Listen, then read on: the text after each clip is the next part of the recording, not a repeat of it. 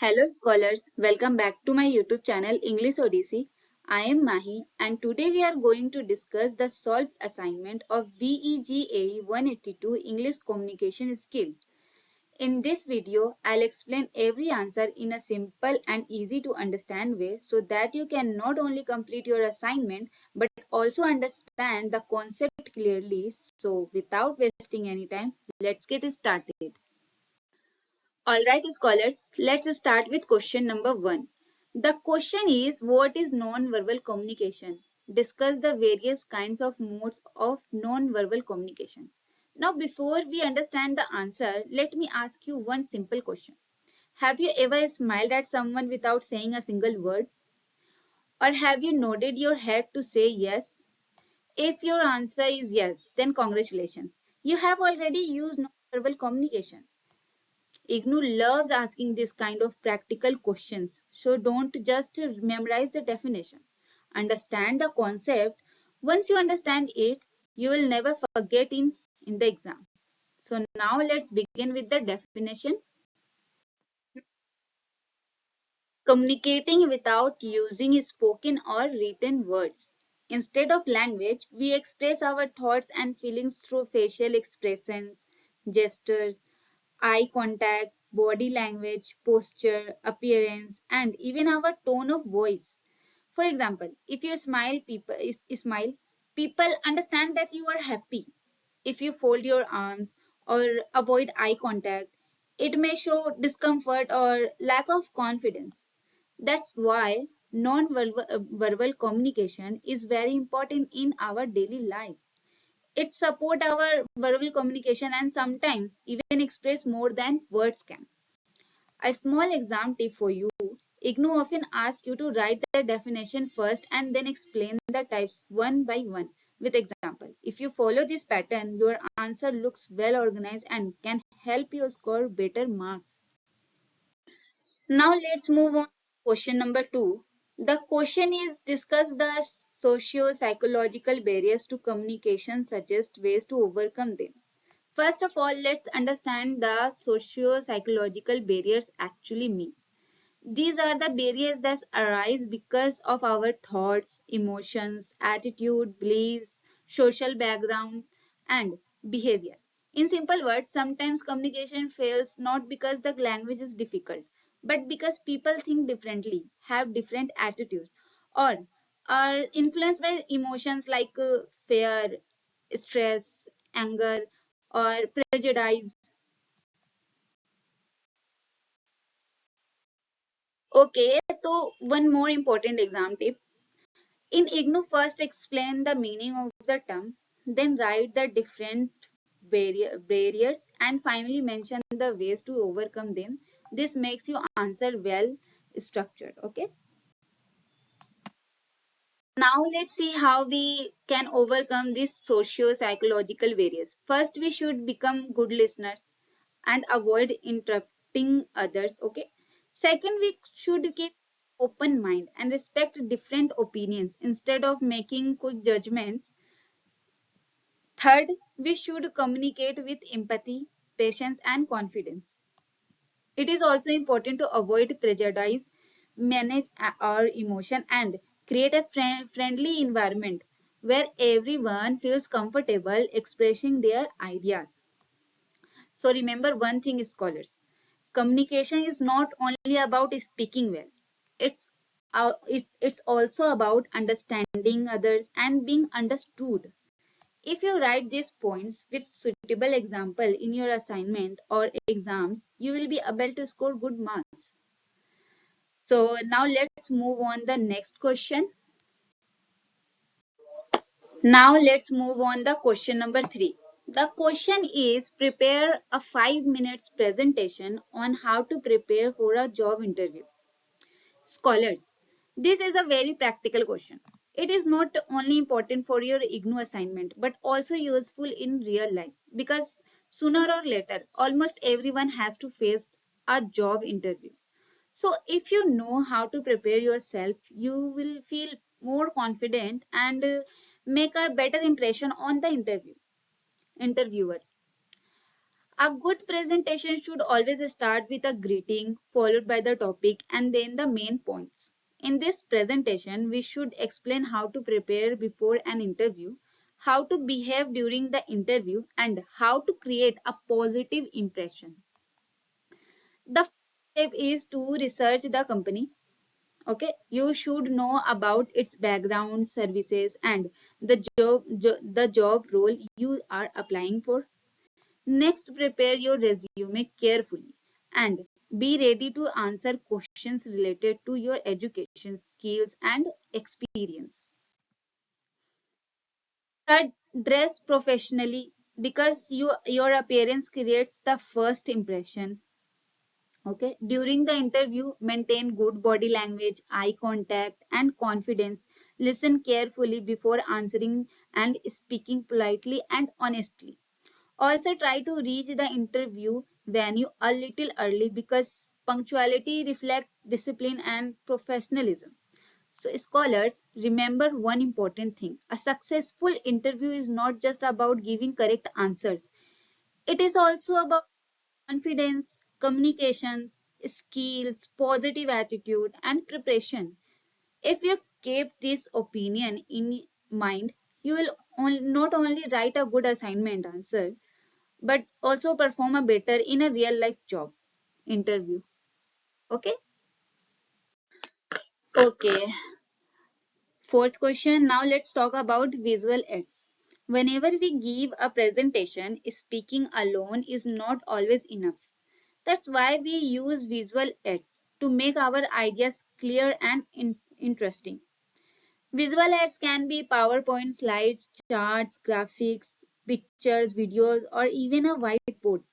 They are commonly used in classrooms, seminar, workshop, business meetings, and training session because they help people understand concept much faster. Now, why are visual ads so important? They make the presentation more attractive, keep the audience engaged, and simplify difficult topics. They also help the presenter stay organized because the important points are already on the screen. Okay? But one thing you should always remember, don't depend completely on your slides. Explain the points in your own words instead of reading them line by line. Like I, I am explaining right now. मैं अभी ये presentation या फिर ये जो मैंने जो तैयार करा है आपके लिए जो स्लाइड है मैं इनमें से देख के नहीं बता रही हूँ मैं बस ऑल ओवर मैं आपको बता दे रही हूँ कि ये ऐसा होता है ठीक है तो आपको कंप्लीटली डिपेंड नहीं रहना है अपने स्लाइड्स पे so alright let's continue with the next question now let's move on the question number 5 this question is about meeting skills. A meeting is successful only when everyone listens carefully and shares their ideas respectfully. So, first, let's see how we can become an active participant in a meeting. To be an active participant, we should come prepared, listen carefully, take notes, and ask relevant questions and share our opinions confidently. At the same time, we should respect the different viewpoints and definitely avoid interrupting others while they are speaking. Now let's look at some important meeting etiquettes. Always be punctual, keep your phone on silent mode, speak politely, okay? Wait for your turn, maintain good body language and respect everyone's opinions. Following this simple etiquette makes everyone meeting more professional and productive. Okay? Now let's discuss question number 6. This question asks about the 4 levels of comprehension and any 2 interpretive abilities with example. देखो, comprehension simply means understanding what we read or hear. There are 4 levels of comprehension: literal, inter interpretive, critical, and creative. Let's understand. Among these questions also ask for 2 interpretive abilities. The first is drawing inferences, which means understanding something that is implied but not directly written. Okay. The second is predicting outcomes, where we guess what is likely to happen next based on the given information. This skill help us become better readers and improve our understanding of any text. Now let's move on the next question. Now let's discuss question number 7. इसमें आपको short notes लिखने हैं. So let's start with the first short note, regression. Regression is the habit of going back and reading the same words or sentence again and again. It usually happens when we lose concentration or don't understand the text properly. Reading slowly and practicing regularly can help reduce regression. Okay. The next term is subvocalizing. It means silently pronouncing every word in our mind while reading. This habit improves understanding of difficult text, but it also reduces reading speed. So, for faster reading, we should try to minimize excessive subvocalizing. Okay. Now, let's understand creative reading. Creative reading means using our imagination and thinking beyond the text. Instead of only understand the information, we connect it with our own ideas and experience. This develops creativity and independent thinking. The last short note is critical reading. Critical reading means carefully analyzing a text instead of simply accepting it. A critical reader asks questions, checks facts, and forms logical opinions before reaching a conclusion. This skill is very important for academic studies and research. तो अगर आपके अंदर ये अगर skill है तो बहुत अच्छी है. Like, okay, so now let's move on the next question. Now let's move on the question number 8.